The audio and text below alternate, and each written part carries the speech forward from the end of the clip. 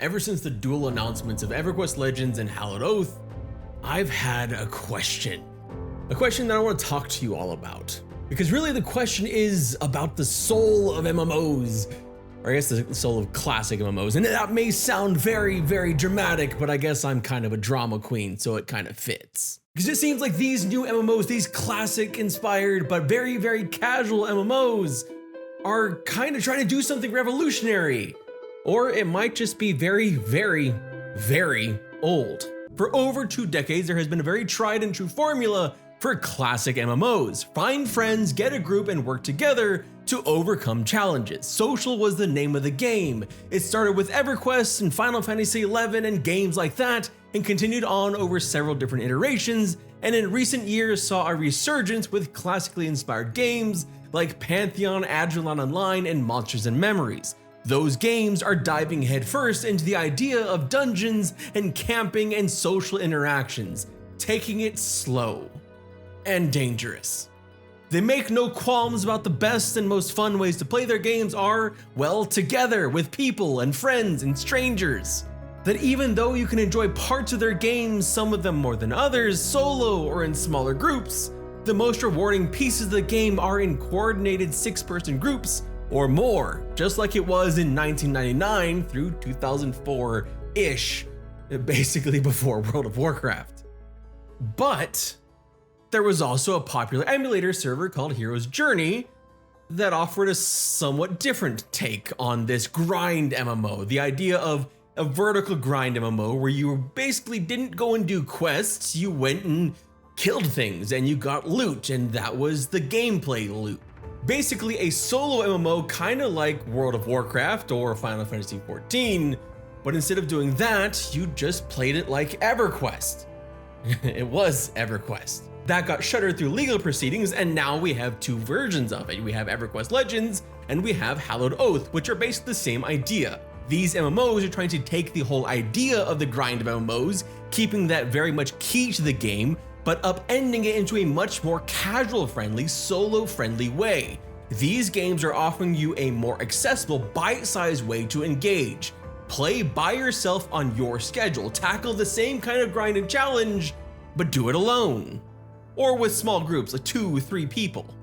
Everything is instant, and player power has been enhanced significantly to the point where raid content can become trivialized. All content in the game is able to be completed by a single player, but there's reason to continue doing that content over and over again for loot. In the case of Everquest Legends, for example, you can combine the loot that you get together or play those same zones at higher difficulty settings. It is the antithesis of what games like Everquest were, or what in-development Everquest likes are trying to make, minus that core grind gameplay loop, that core camping gameplay loop. But the thing is, at least from where I'm sitting, this isn't actually entirely new or revolutionary. This whole idea, even the fact that these games are multi-classing, isn't that revolutionary. In fact, it reminds me very, very much of the very first MMO that I ever played. This makes me think of Ultima Online in 1997, with, admittedly, some tweaks. Multi-classing, playing solo, tackling massive challenges by yourself. That is quite literally Ultima Online. You just add on instancing. In Ultima Online, you built your own class from several skills, making a 7x GM, a 7x Grandmaster. You could sometimes make an incredibly underpowered class if you did it wrong, or an incredibly overpowered one. A dragon taming mage, for example, could tackle really the strongest enemies, or a provocation bard with peacemaking or archery was an absolute terror that could do pretty much anything, at least in PvE.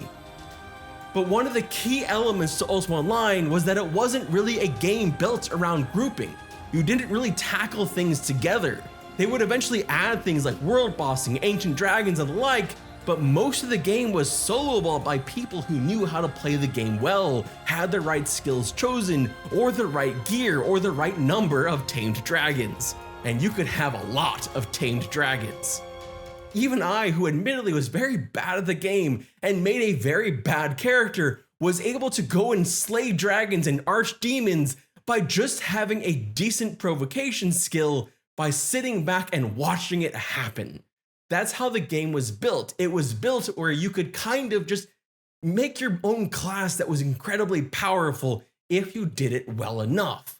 There was a lot of room to theory craft in that way. And on the side of quality of life, even though the game was at times very, very punishing, and we'll get to that in a sec, there was also right down to the fact that you could port pretty much anywhere in the world. Anyone could. You had mark stones, you had recall scrolls, you had gate scrolls. There was all different ways that you could go and port anywhere you wanted to go, given that you had the regions to do so.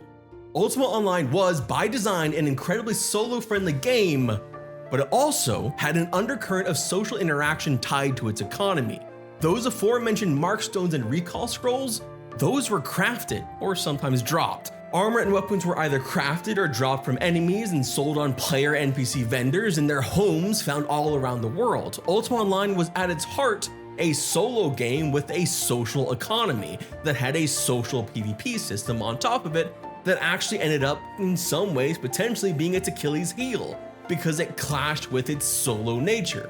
Group player killer squads led to player attrition, which led to UO splitting a few years after launch with their second expansion, Renaissance, in 2000 between mirror worlds of non-PvP Tremel and PvP Felucca, which probably actually ended up leading to more player attrition because Felucca was desolate and seldom used while Tremel was a default world, so you basically split up PvP and PvE players. What's interesting about the new path taken with these new ultra casual style grind MMOs is that while keeping the grind, they're doing away with some of the other bits that made a game like Ultima Online still feel dangerous. Death itself in Ultima Online was a terribly scary affair. Dying meant you could potentially lose all of your gear, losing potentially hours, days, or weeks of work if you were unlucky enough to be carrying the wrong items on you when you died and lost your corpse. We already know at least Everquest Legends is going to be taking a softer approach with death penalties and can probably assume the same with Hallowed Oath. But perhaps more importantly, there were also non-combat roles completely devoted to being social hubs, crafters and gatherers that sacrificed those critical skills on that 7x GM chart that were devoted to being the best at combat to make instead items for homes or crafting weapons, armor, and spell scrolls. Okay, let's be real, those are usually mostly alts. And to be sure, both these casual solo-focused MMOs will have crafting. I assume Hallowed Oath has a better chance at a more significant crafting focus given Everquest largely had lackluster crafting until later expansions, unless Everquest Legends decides to revamp the item offerings, but doing so would be a fairly large task and perhaps not really worth it given the audience they're aiming at. And all of this is to bring around the final question that's been percolating for me since these games have been announced.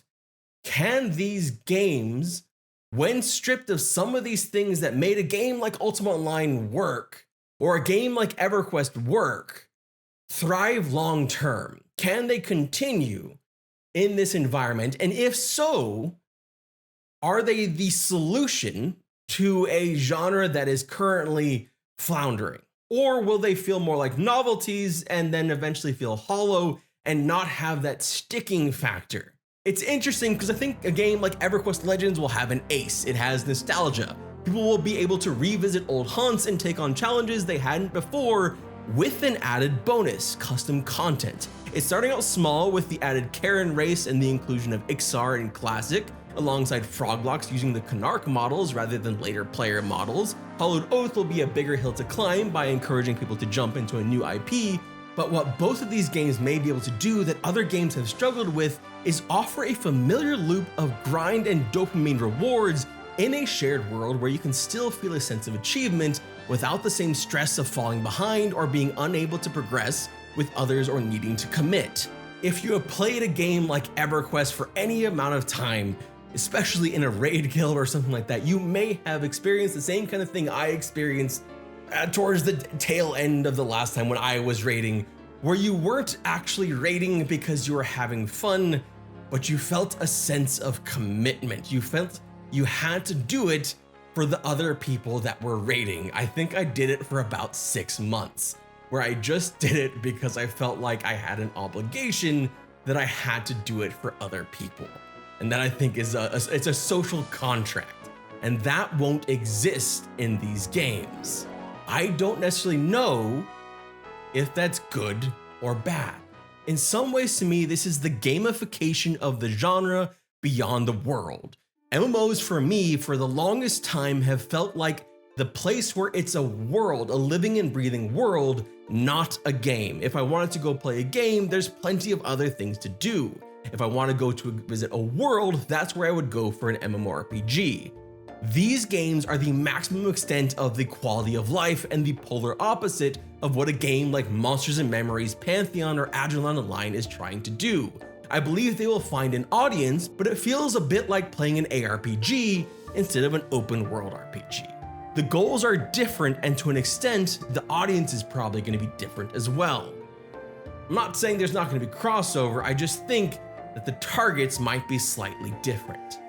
There's something lost when you strip out so many parts, even the annoying parts from an MMO, but there's also going to be something gained. The most obvious, of course, is freedom. For people that want to have the sense of achievement and enjoy the feeling of grind, I get the feeling like games like EQ Legends and Hallowed Oath will fit them the way Path of Exile and Diablo fit others.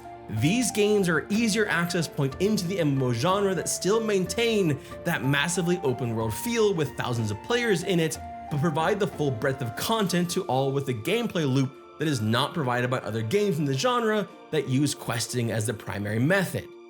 However, I think you lose out on a lot of that world building potential, that feeling of immersion in the world, when you take away the world itself and you make quality of life the forefront of the game. I think there's something special about being able to traverse a world and feel the extent of the world. And I hate to keep banging the drum of the ARPG versus, like, say, an open world RPG, but it kind of feels that way of like playing Path of Exile and just having loot pinatas everywhere versus having singular pieces of loot or focusing in on the story or focusing in on smaller pieces. There's just something lost by going so fast, by having everything available to you. Sometimes you need to be kind of forced to slow down. And games like Monsters and Memories, Pantheon, and Adrullan Online, in the vein of Everquest, are doing that through intention. They're doing that through the way that they're building out their worlds, through distances, through not having certain mounts, through all the different specific choices they have made, like death penalties. Everything they have done is with intention to kind of specifically slow down the pace so that you can actually enjoy the world more instead of actually just chasing achievement after achievement. So I think that's where you're going to see a little bit of a gap between these games and a little bit of difference in what you're getting out of the games. It really, I guess it depends. Will you feel more achievement in earning level 4 after several hours in Monsters and Memories killing fire beetles, or do you feel more achievement from killing Inneruk in Everquest Legends after the same amount of time?